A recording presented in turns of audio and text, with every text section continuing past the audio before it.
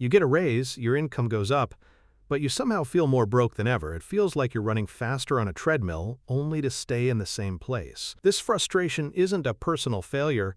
It's the result of a universal lie. The lie is a fundamental confusion that society has programmed into us since birth.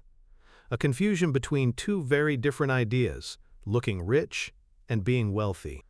To understand this, we need to look at an iceberg. What you see above the water, the cars, the houses, the clothes, is what our culture defines as success. It's visible, loud, and expensive. This is the part of the iceberg that companies need you to focus on. But below the surface, hidden from view, lies the other 90%. This is the engine of true wealth. It's not about what you spend. It's about what you own. It's quiet, boring, and incredibly powerful. The great financial lie is this. We have been trained to sacrifice the massive, unseen part of the iceberg to afford a slightly bigger, visible tip. We are taught to destroy our wealth in order to look rich. But why is this illusion so effective? Because it hijacks a deep-seated part of our brain's ancient programming that craves one thing above all else: status. The act of looking rich is about social signaling. Your brain is wired to constantly assess your position within your tribe. In the modern world, consumption has become the primary signal of that position.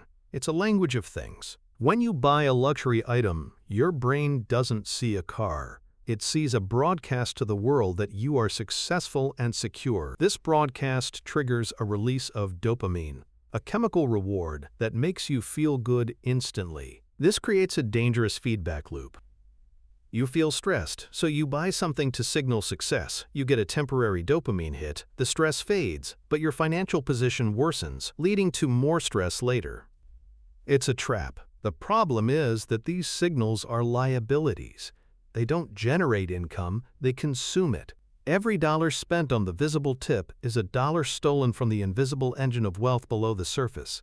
This is a war for your capital. This is why you can see someone with a high income who is perpetually broke. Their entire financial life is dedicated to maintaining the tip of the iceberg, while the base, the actual source of financial security, is non-existent or eroding. So if looking rich is a trap, what does being wealthy actually look like? The answer is almost invisible. It's about building the 90% that no one ever sees. True wealth is not a number in your bank account. It is the ownership of productive assets. These are things that generate more money for you, even when you are asleep. They are your financial employees. Think of stocks and index funds. You are not just buying a ticker symbol, you are buying a tiny piece of the most productive companies in the world. You own a sliver of their profits, their growth, and their innovation. Think of investment real estate. You own a physical building that provides shelter. In return, tenants pay you rent, which covers the mortgage and generates cash flow. The asset itself pays for itself, and then pays you. Think of owning a business or intellectual property. You create a system or an idea once, and it continues to provide value and generate income for years with little additional effort. You decouple your time from your earnings. The key difference is this: symbols of richness are consumptive. They decay and cost you money. Assets of wealth are productive. They grow and pay you money. One drains your power, the other builds it. Escaping the trap requires a profound mental shift. It requires changing the very game you are playing, moving from a strategy of high income to a strategy of high ownership. The mental model to install is offense versus defense. Playing financial defense is about earning a high income. Your effort is the only engine. If you stop running, the money stops. It is exhausting and fragile. Playing financial offense is about using your income to acquire assets. Your effort is used to build engines that run on their own. You transition from being the player to being the owner of the team. Here is the rule. For every dollar you spend, ask a simple question.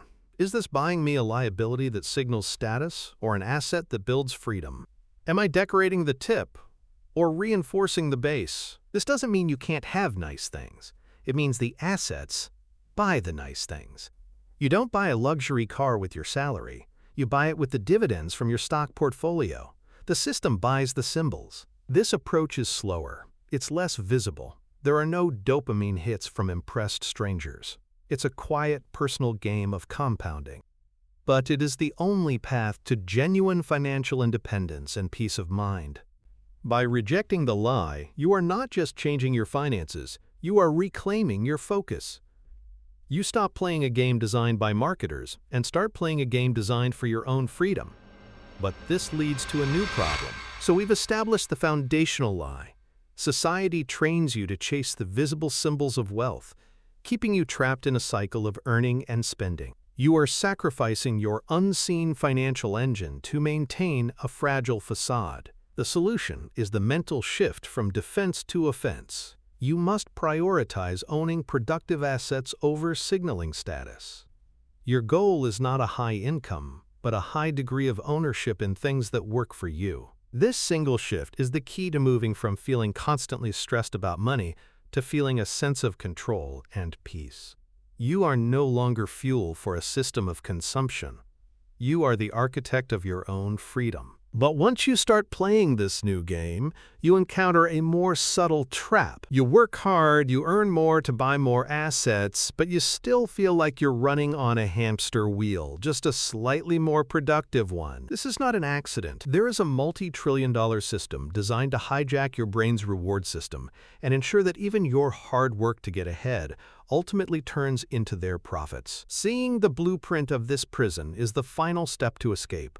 If you are ready to see the architecture of that system and learn the mental models to finally break free from the cycle of endless work, click on the video you see on your screen now.